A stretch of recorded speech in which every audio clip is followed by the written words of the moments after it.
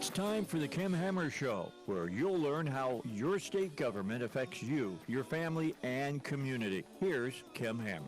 Good Saturday afternoon. I know it's a toasty one, so please be careful. Drink plenty of fluids, all the things that you're told to do. I know you're going to be obedient and do, because we don't want anybody overheating or anything like that. So I hope you're having a great weekend this weekend, and thank you for taking a little time out to be on the Kim Hammer Show. I've got a really good show lined up today, just the people that are in the studio today, including Jameson, which lean forward a little bit and let them see Jameson in case they can. If you are listening on the radio and wonder what we're talking about, we've got Jameson. How old is Jameson?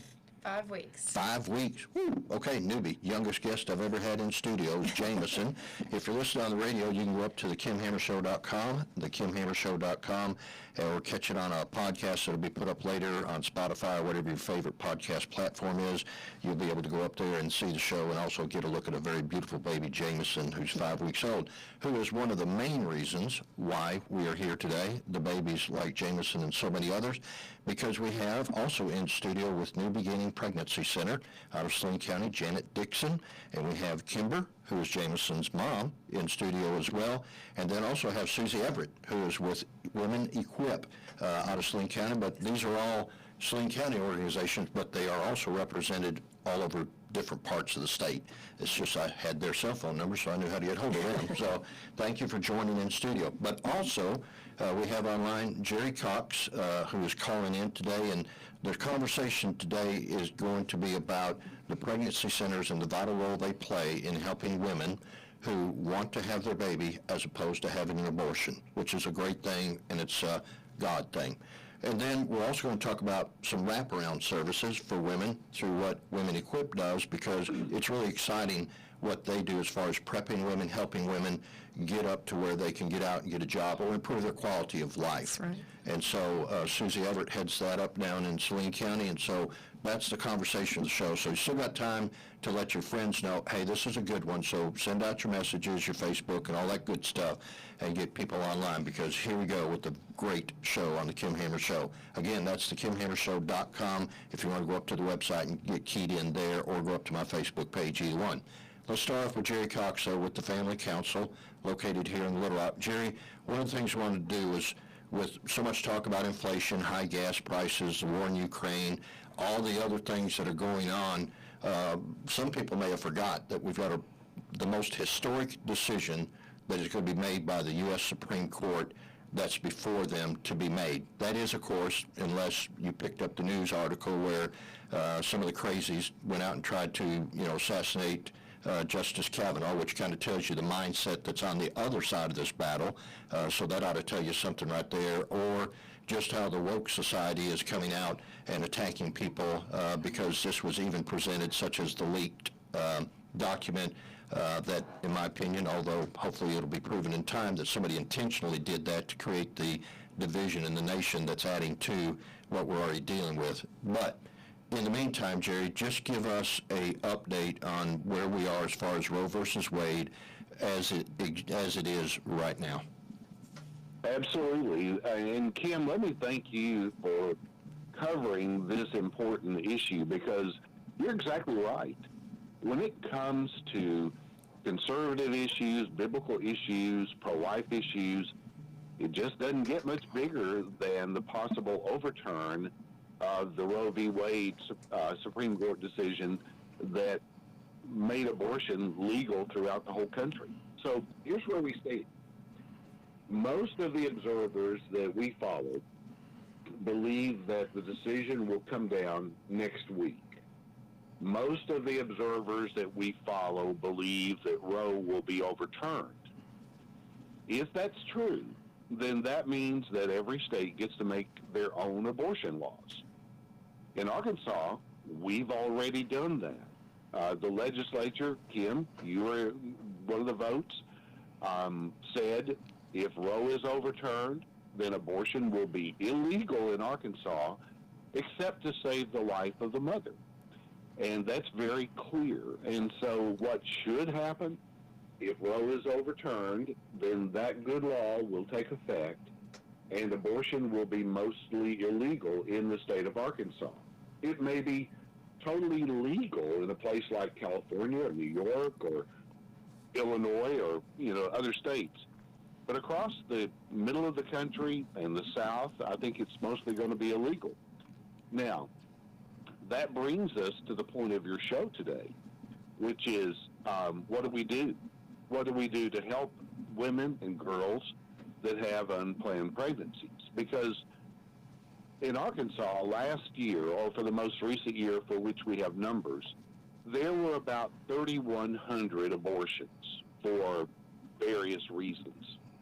Most people would tell you that the vast majority, maybe 98% of those, were not for rape, not for incest, not for the life of the mother, or any of those things. They were healthy mothers, healthy babies.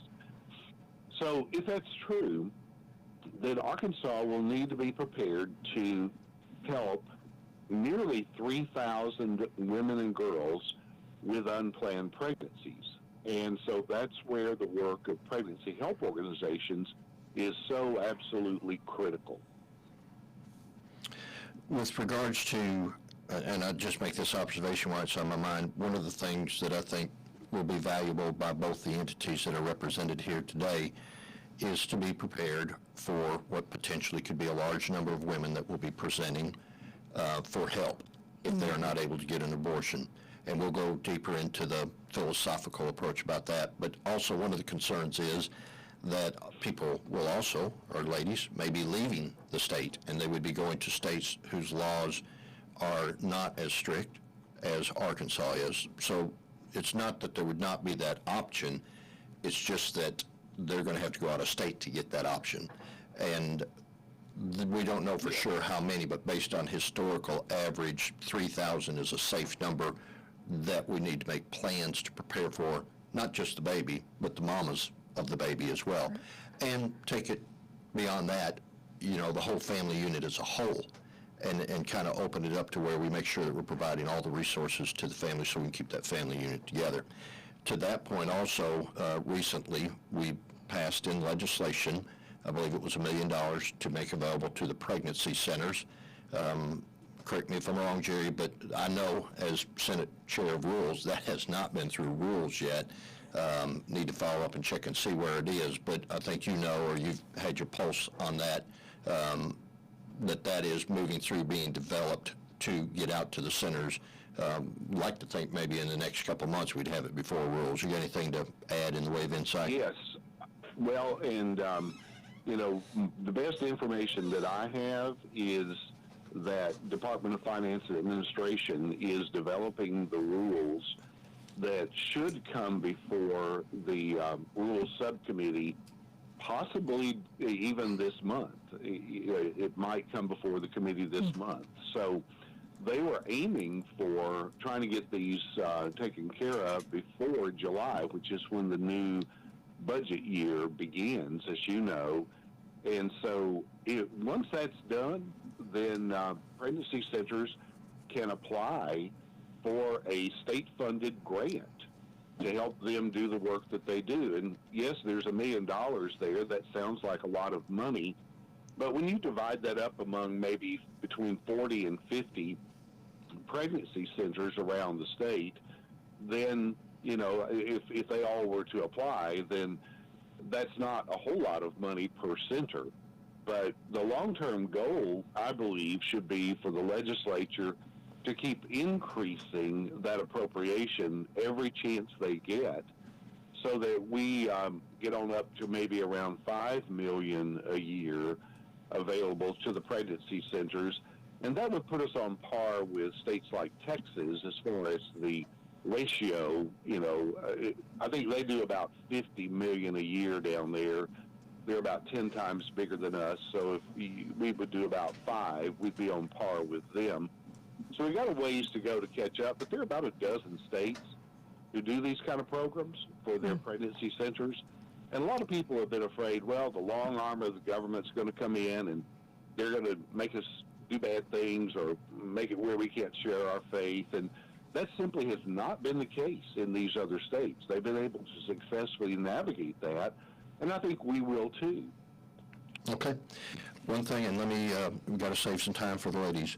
So the The one thing also I would say is, as far as other grants that are available, that would be the important thing to stress as well, is not only what we would do within the budget itself, by that which has been created and adding to it, but also the possibility of getting grants from other entities, whether it's in-state or out-of-state, or just supporting, because I know, Janet, recently you had an event out at the CTE Center there at Saline County, great event, and that's just one of the things you got to do to raise funds for the pregnancy center. So talk about the pregnancy center for a minute, and ours is called New Beginning, but that doesn't mean that other pregnancy centers have different names around the state that they identify by. Is that correct? Yeah, that's right. Yeah, we are independent centers. There are some that are connected maybe with a neighboring town, but New Beginnings Pregnancy Center is in Benton, and we are similar to centers all over the United States where we offer free pregnancy tests and ultrasounds. We have resources, material resources like clothing and diapers and formula and breastfeeding supplies. And then we have educational resources like parenting classes and Bible studies and just whatever we can think up to offer. We recently had infant CPR, and we have a retired respiratory therapist that loves to teach CPR, so we can offer that. Just whatever we can bring in someone. We brought somebody from Children's to talk about nutrition and smoking cessation. I mean, just literally we could offer just about anything if I have a volunteer speaker to come in. So we really do enjoy the educational piece. We also have a list of resources where we don't offer transportation or housing. Those are things we don't do. We can point them to resources in our community. So, which is a segue to Susie's organization that Women Equipped is an organization that's going to help her get the woman to get into the job force, into the workforce. And so that's a good resource for us. So in that way, we share in our community, which I think is so awesome. Of course, I believe in Benton and I believe in Saline County, but we do reach out and help. And our businesses and individuals and churches have been great donors. So we are supported very well in Saline County, and we just need to get the word out more of what we have to offer, and especially going forward in what we call the post-Roe world. We want our women in our community, families really, not just women, but there's daddies out there that need support. So we need to be there to support them. And if we say we're pro-life, we're pro-person. We're pro-mamas, daddies, grandmas, aunts. We want them all to succeed to help that baby thrive. And let me say this, because then I want to bring Susie into the conversation, and then in a little bit, may wait till after the break so we don't have to stop Kimbra in the middle of her story, because it's important to hear her story. Yes. But I'm going to use the term wraparound services. So if the pregnancy is the hub, if you would, where the need begins, in your case, the more we can do to wrap services around that need, whether it be through the educational opportunities, all the things that you mentioned, just supply or whatever. Let me ask you a question, then I want to go to Susie. What's the average age of the person that presents themselves to the pregnancy center looking for help, if you had to put an average age on it? I would say around 20. Okay. Yeah. We have some teens, but really mostly women in their 20s. Okay. So is it fair for me to say, Susie, that's where you would come in as far as what's the average age of the woman that presents to you for help? Actually, it's not been what I expected, because the pregnancy center was where I thought we would be drawing, and I think eventually we will. But our age, I would say, is, and this will surprise you, it's 40. It's Wow. around 40. Okay. There's a lot of things going on in their lives, and then they finally say, I got to get some help. But it's nice to be able to have somebody That's like, right. That's right. Women Equipped to be able to help people that come into a situation that are trying to better themselves, keep their baby, but maybe they're behind on school, maybe they're not in the workforce to be able to go. Let me ask you about Women Equipped. So what is it that you do and what is it that y'all offer? And you're not the only one. You're one of several. So yes. talk about it for a second. There are several, but there are 3 others across the state, and we are located in Benton. We're called Women Equipped Christian Women's Job Corps.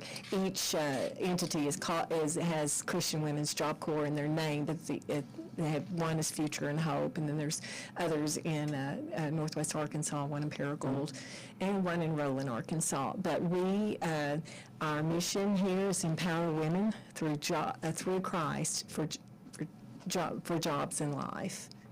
And so, you ready for me to continue? Yeah, sorry, I was asking Heidi something, so if you see me reach over and push the button, okay, I'm talking to Heidi, but yeah, go ahead, keep going. Okay, yeah, we offer Bible study, we offer relationship classes, computer skill classes, we offer communication classes. One of the most important things we've come along with this semester is goal setting, and some have never ever set goals, and the neat thing, I think that makes a difference in this program is the relationship, because we have several teachers, volunteer teachers that come in. We are 2 days per week, and there's so many relationships formed, and then we have they're mentors, but we call them journey partners. And this journey partner is alongside the student, supporting them. And I think the love and the relationship that's what's been making the difference. Because there are other programs. Then, Arkansas Workforce provides some great programs for women trying to get back up on their feet. But there's something about the support and stepping into these classes that these women, it's making a difference. Well, I would say this. I know some of the people that are on your staff, they're all homegrown. Yes. And I think it makes a difference, in my opinion, whether it's the pregnancy center or whether it's Women Equipped. If people in the community know that it's people in the community that are opening themselves up to help, for some reason I just think that just creates a comfort level or an entrance in to where they know these are my folks that are trying to help me versus somebody else coming in from out of the area trying to help.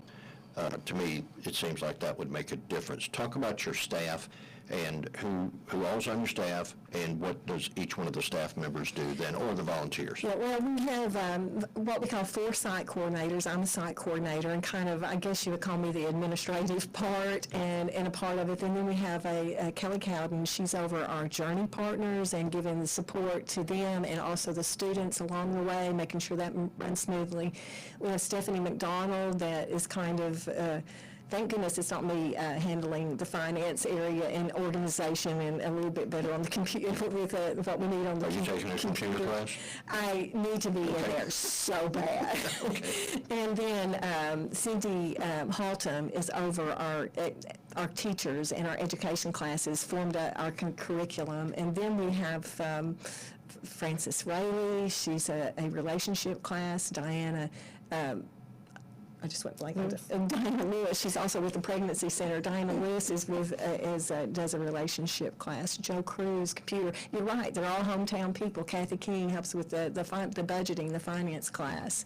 And I know, and Jamie Taylor's also helping with the computer class. Sharon Sanders does the goal setting.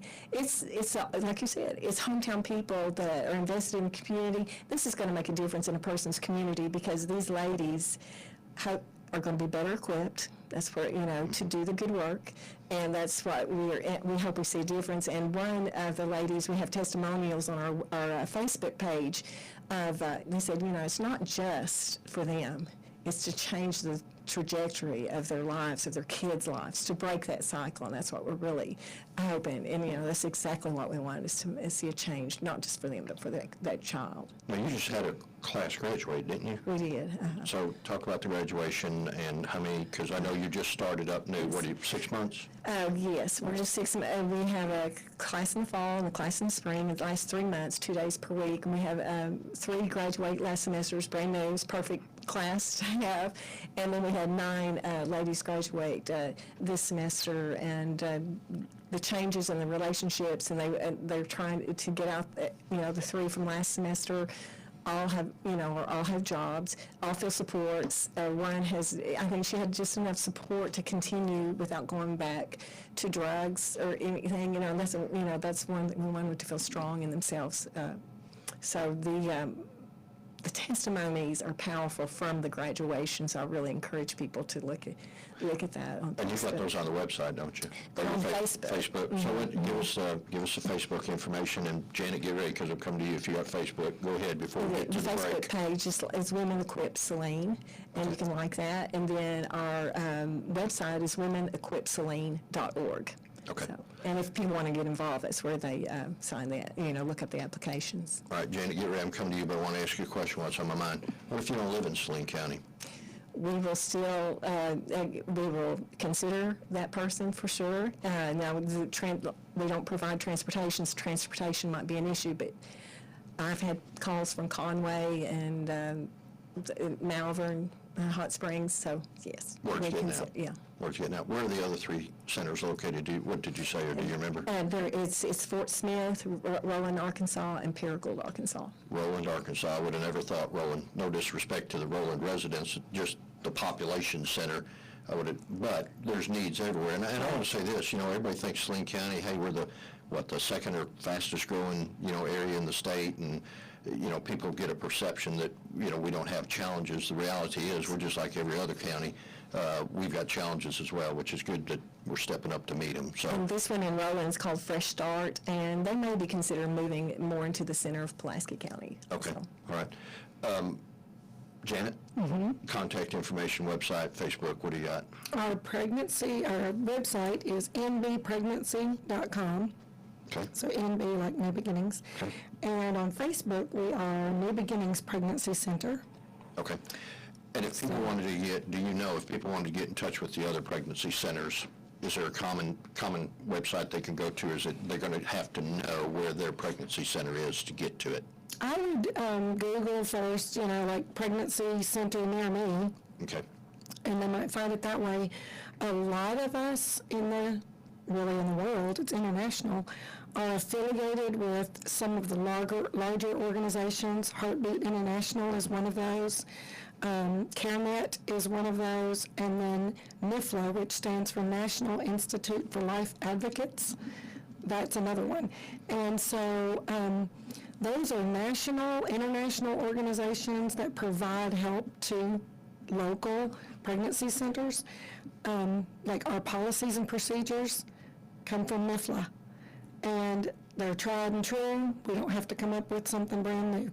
So if someone's listening and they don't have a pregnancy center and they're interested in starting one, those larger organizations have been around the block, and they are very, very good at helping the local pregnancy center to get started with good policies and legal backing and education. There's free education as being an affiliate. They can train us. They'll train our nurses, train our volunteers. So those are good organizations. Now, we are not legally tied to them, but they provide resources to us because we are affiliates. Okay. If that makes sense. Go ahead, Susie. Oh, no, I was just listening.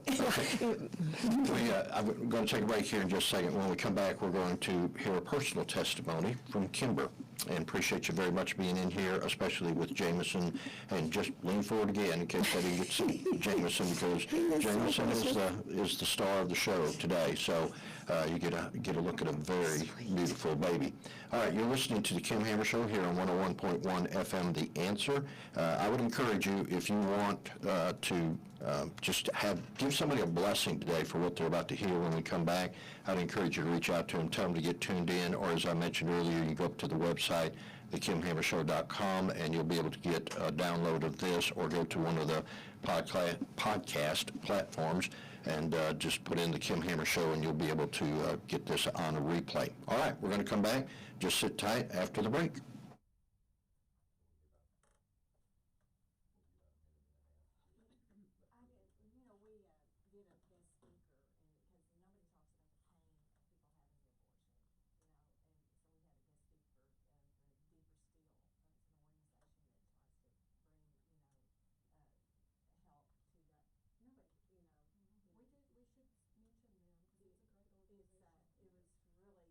It was powerful. Nobody really said anything.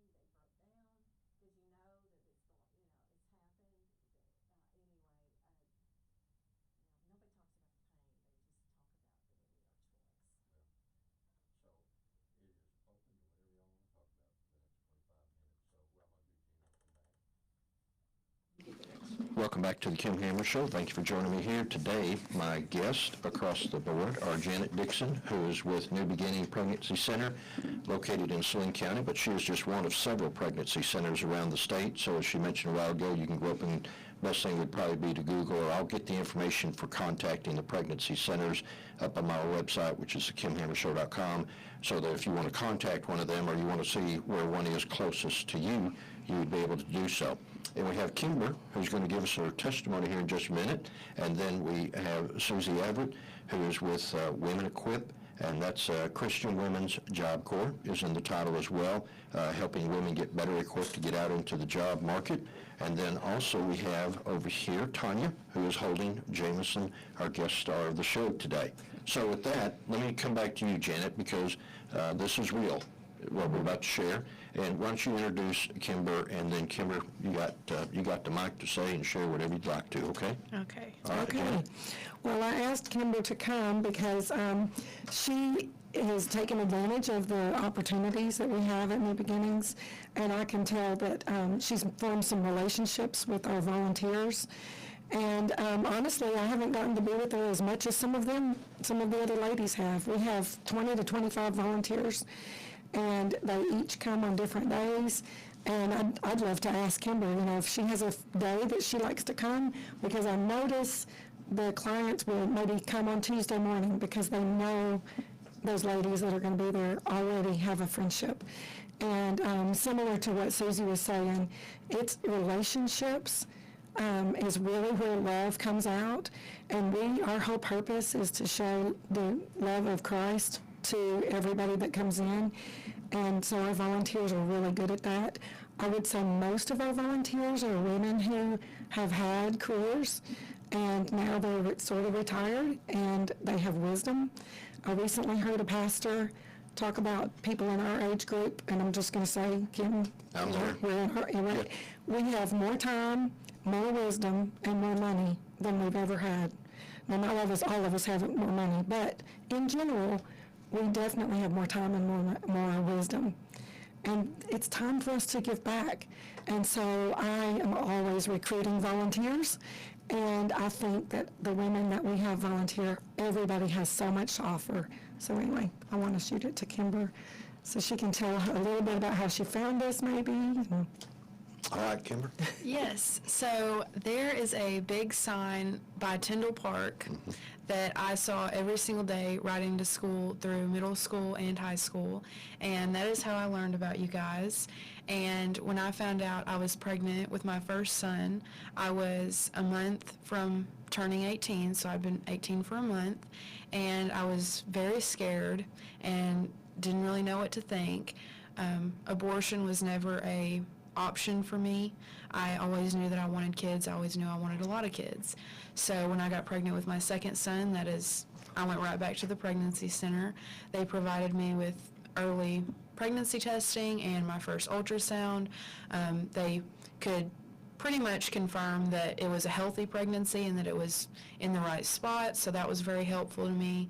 They have helped me materialistically in different things like clothing, diapers, wipes, formula, breast pumps, and breastfeeding pillows. They have a number of different resources materialistically. They have an amazing ministry there. If you are religious at all or you want to become religious, they have great Bible studies. Every woman there is very, very kind. They have helped me in so many different ways. It has just been an amazing experience all around. So let me ask you, and Janet, maybe you can weigh in on this a little bit, why would you have not just gone to a doctor's office? Why the pregnancy center as the first choice? Or help guide through the difference between why you wouldn't have just gone to a doctor's office? Well, I will say, and my background is I'm a nurse. I'm an APON. Women's health is my thing. So I'm all for real medical care. We're not fake medical care. According to the internet, sometimes they call us fake clinics. We're a real medical clinic. And we can provide that early detection because it's free. And a doctor's office is going to need insurance in place before they see a client because they need somebody to charge the money to. So a lot of our clients come to us for pregnancy confirmation, which we can provide through early pregnancy testing, and we just do urine testing, and limited OB ultrasound. Then they can take that piece of paper and go to DHS and get on pregnancy Medicaid, because they're not going to get to go to the doctor until they're on pregnancy Medicaid or have some form of insurance. So we get a lot of referrals from the Department of Health because they cannot take care of the volume of people that need that confirmation in order to even just get on Medicaid. So then once they're on Medicaid, then they can get in with the doctor, and we encourage them to go and get prenatal care. We do not provide prenatal care. They earn our fake money, baby bucks, and Kimber could maybe talk about how you earn baby bucks. And you go to the doctor and you've earned baby bucks. You sign up for WIC and you've earned baby bucks. So then they can come into our blessing store and spend their baby bucks on the things that we have. So we are partners with the Department of Health and our local physicians in that we can see them first and early when it's easy because it's free for us. So That sign, I'm very familiar with that sign. Anybody that's been through Benton, you come down Sevier Street, if you're missing it, you probably don't need to be driving, to be honest with you, because it is. And you know, the sad thing is, that sign has been the target of vandalism, I can't tell you how many different times, which is sad, because what that says is, or it sends a statement, you don't want to go here. But Kimber, that wasn't what you experienced when you went there. No. And you know, one of the things I want to point out too is, a lot of times people get this false image of like pregnancy centers or anything that's trying to help pro-life, whether that's pro-life for the baby or pro-life for the mom, such as, you know, with Equipping Women or Women Equipped. We are, I'm going to say it this way, we are not the enemy here. We don't judge when people walk in or come in. That's not the nature. Talk about that for a minute, Susie, because you're talking about a 40-year-old that you would have thought by the time they turned 40, they would have had it figured out and been on the right road and, you know, way on down the line. Well, immediately, one of the students' voices came in my head. She said, I was scared when I came in there. She said, but you looked at me and she said, well, don't be scared. We're just going to love you. And she said, and then she went on to say, well, that's just what y'all did, and how it supported her through a really hard time in her life. So you know, just again, I'm going back to that relationship, and it just made a big difference. So, Kimber, as far as other than the sign, what drew you to the pregnancy center? I mean, you're 17, you're expecting a child. What is it that drew you to the center? Something that you'd heard from somebody else, or you just didn't have any other place to go, afraid to go home and tell mom or family you were pregnant? What is it that took you to the pregnancy center? I mainly wanted to know if I was definitely expecting or not. Being so young, I felt like I couldn't tell my parents, which of course I eventually did, but from the moment that I walked in, you know, because I wasn't sure about going, but from the moment that I walked in, I felt very, you know, loved and taken care of, and these women did not know me. I was a complete stranger, and they made me feel as if they had known me all my life. They were so kind and helpful to me. You made a statement a while ago, if I remember correctly, abortion was not an option for you. Definitely not. Why not? Why did that not come into your head as a choice? I believe life begins at conception. I believe every child is a person, no matter how small. I believe, as Dr. Seuss said it, it's just abortion has never been something that I've been okay with. I think that everybody's life is valuable, and I guess the right word for it would be, if you're a burden on somebody else, that doesn't determine your life. That doesn't say anything about if you're a person or not, if you're, you know, not wanted or considered a burden on someone else. Okay. Let me ask you about fostering or about adopting. Talk about the role between the pregnancy center and the possibility of individuals being able to adopt babies? Well, we talk about all the choices that they have. So when a young lady comes in, we kind of do an assessment and figure out where she is with her decision-making. If she needs help with decision-making, we even have a decision-making tool where you look at your options with pros and cons for parenting, adoption, and abortion. And really, So you do talk about abortion? we do talk about abortion. Okay, I'm sorry to interrupt you, but that just struck a nerve right there. Yes. So go through it, but then I want you to specifically tell them what you tell them about abortion. Well, we educate. We want them to know what it is. And because I'm a nurse and I love science, I really do love embryology. I like to think about fetal development and talk about that. One of the tools that we use is actually produced by our Department of Health. It is the Right to Know booklet. So women in our state, and you might remember when we passed the law that says women have a right to know about fetal development, we actually use that booklet that comes from the state. Abortion clinics are required to give it out and educate them, but we just voluntarily give it out because we think it's a good piece of information. So really it's science. We're talking about science. We're talking about what it is and where they, what they can do afterwards. We want them to feel free to come back and talk to us because we know that there might be a lot of healing that they need to process afterwards. We want to communicate that we love them no matter what their choice is, and because that's the way that God loves people. And so just as He has given them free will, we don't tell them what to do. We don't point them in one way or another. We want them to look at their options and pray with them and show them that we will support them and we want to be there for them no matter what they do. And so they would feel free to go and get an abortion.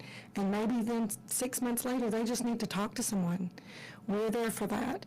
And we have some post-abortive Bible studies that we can walk through with them. We also like to refer people to a ministry called Deeper Still, and they offer a weekend-long retreat that's free to men and women. It's a really great ministry, so we refer to that for post-abortive people. It's important to remember that 1 in 3 women in my age group, I'm in my 50s, have had an abortion. So there are a lot of people in our population with that burden or that scar from their past that they need to work through. So that's a really big part of the ministry too. Now in terms of adoption, we do not partner with an adoption agency, and that's important for ethical reasons. We don't just say, oh, you have to call this agency.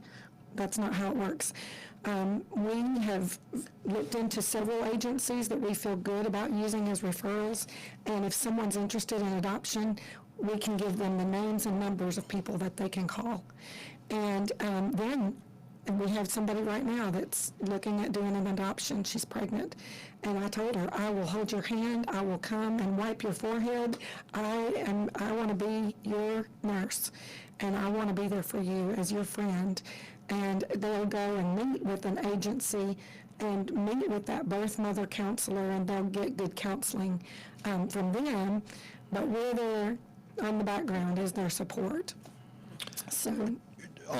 When we were taking a break a while ago, Susie, you'd brought up, and maybe that's the organization you just meant about Yes. Deeper Steel.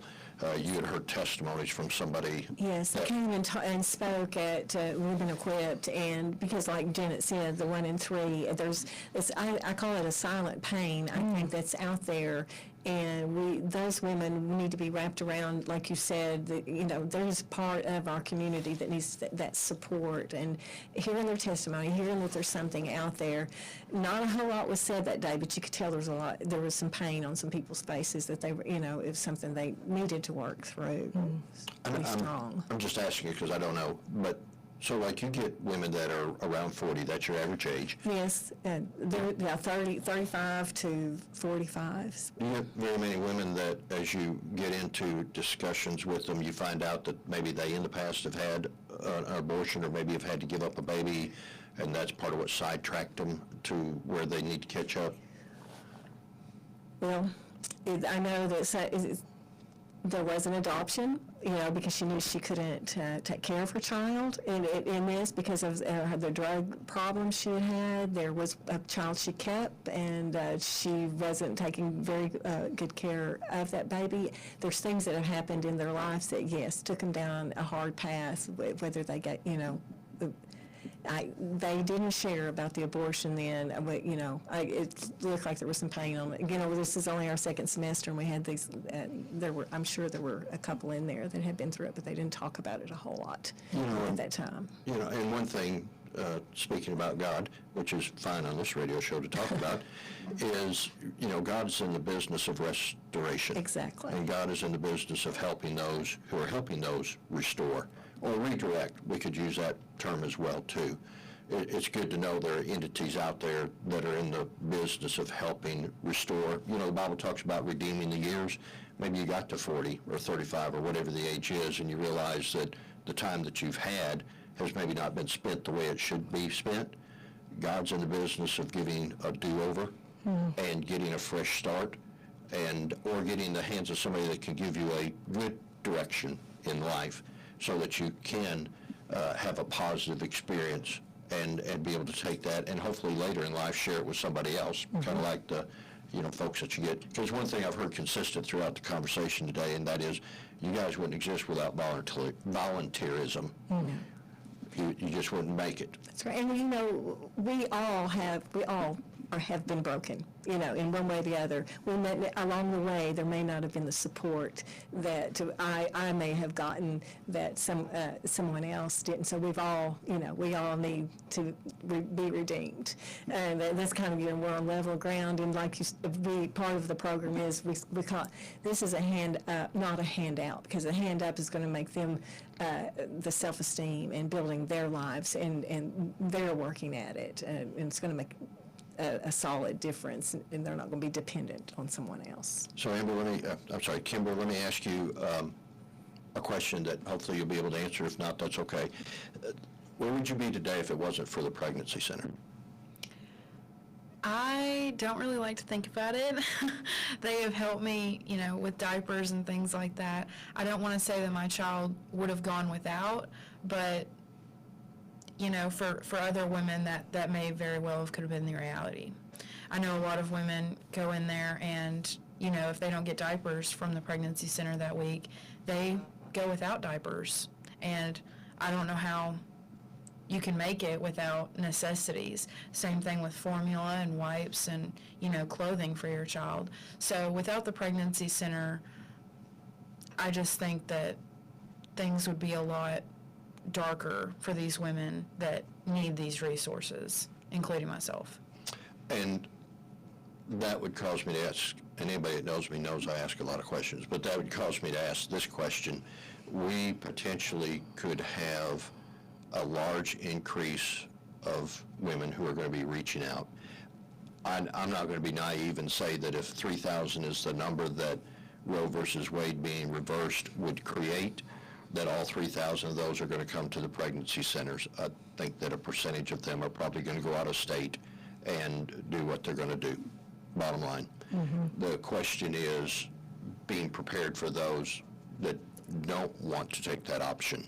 And Kimber, you made a very good point a minute ago, and that is knowing that there's somebody that you can go to, which is the pregnancy center. You have a choice, you have an option, you have people that love you, you have people that are willing to help wraparound services to get you to a place where you can be independent and sufficient.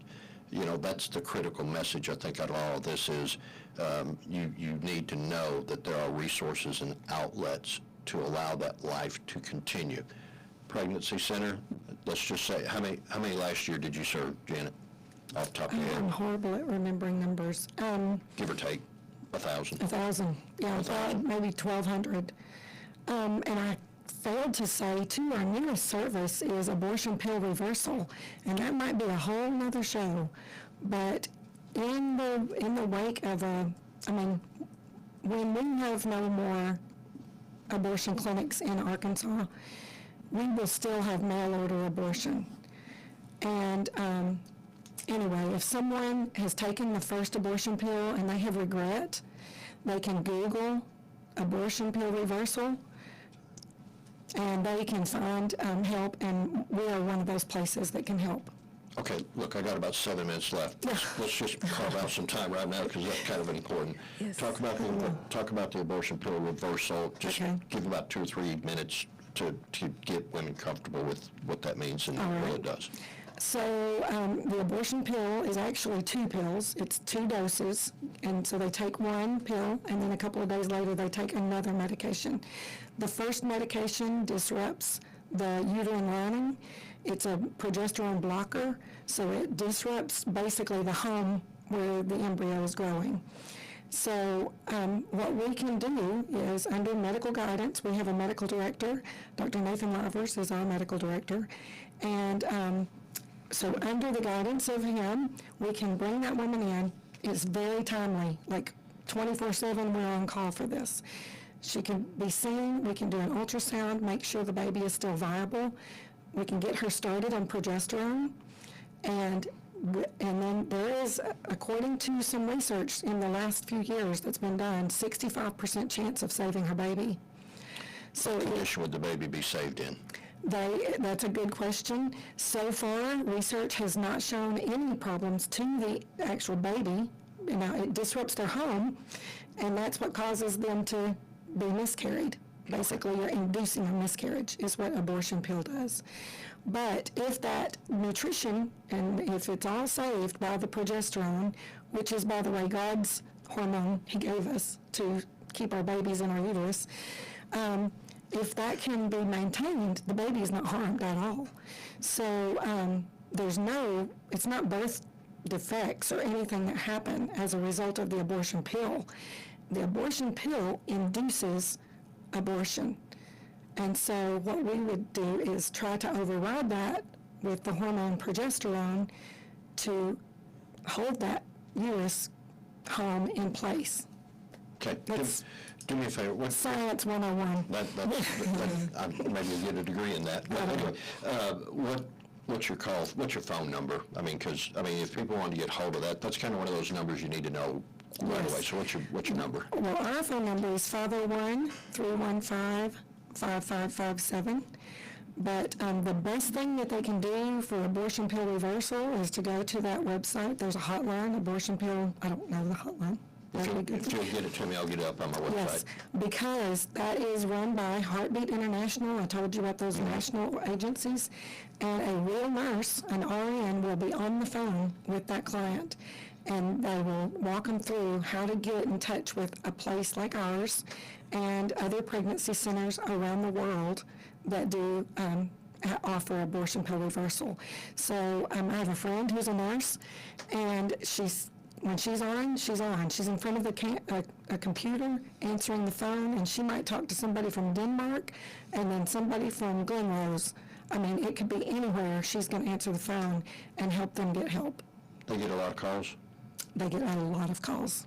That's and it's increasing because abortion pills has now taken over more than half of all abortions are chemical abortions or medication. So as we see, especially physical or surgical abortions decrease, we're going to see a rise in that. And so the need for someone to come alongside and help somebody that's already taken a pill and made a decision they regret, we want to help them get out of it if they can. All right, very good. I'm down to just the last couple of minutes, so let me just ask Kimber, anything you want to share? I'm open to any questions you want to ask. I know you said you like to ask questions. Well, let me ask you this. So what if somebody how old are you? I am 20 years old. So 20 years old. So let me ask you, if there was a 20-year-old out there that needed to talk to somebody that's where you are, where you've been, you'd be open to talking to them? Absolutely. Okay. Yes, I would love to share, my experience. I've been very blessed. I've been more fortunate than most, but I'm very happy to share my experience, and, any help I can be to anyone, I would love to be. Okay. Susie? Well, just listen to them. I think that ladies just know that they feel like they're in a desperate situation, because, you've got all this around you now. They can't even hardly find a place to live or, get gas in a car to go to a job. We are going to support, and we are looking for ways to to see them through this, and this is a part of it. And we resources to give out to them. They just, I see it in their eyes. They just, oh, what am I going to do now? You know, and not just through pregnancy, but just facing what they face for getting a job. If they have, a record, or they're trying to raise 2 kids, and it's we're out there, their support, and we're going to need more support because the economy is I can see a big crunch in what's happening to their lives. It's a big crunch even on those that have their life together, but it's a really big crunch on those, which puts them in a desperate situation, so they do desperate things that they don't want to have to. Real quick, had a meeting yesterday that we're going to be following up on regarding helping women with homeless situations. A huge, we talk about with veterans, but there are other populations. This is a vulnerable population, let's call it what it is, and we want to be able to stand ready to help them. All right, I'm down to the last minute. Thank you again. Lean forward, if you would, one more time so everybody can see Jameson, because he has been the best guest on the show today because he's been very quiet over there and just so sweet. So we're glad to have Jameson in the studio. All right, you've been listening to the Kim Hammer Show. I've had on the show today Women Equipped, and we'll get you all that contact information because there may be one in your area, or at least you can reach out to ours and they will get you in the right direction. Also, New Beginning Pregnancy Center, we'll get that up on the website so you know where the pregnancy centers are around the state of Arkansas. And if you are a 20-year-old, or give or take a few years, and you feel like you need to talk to somebody, reach out to the New Beginning Pregnancy Center, get you in touch with Kimber, because one thing we want to know, and one thing the show promotes, is if you're in need, we want to help you meet the need. As was mentioned a while ago, we don't want to push you down. We want to pull you up so that you can live a life that God wanted you to live. Have a great day. Thank you for listening.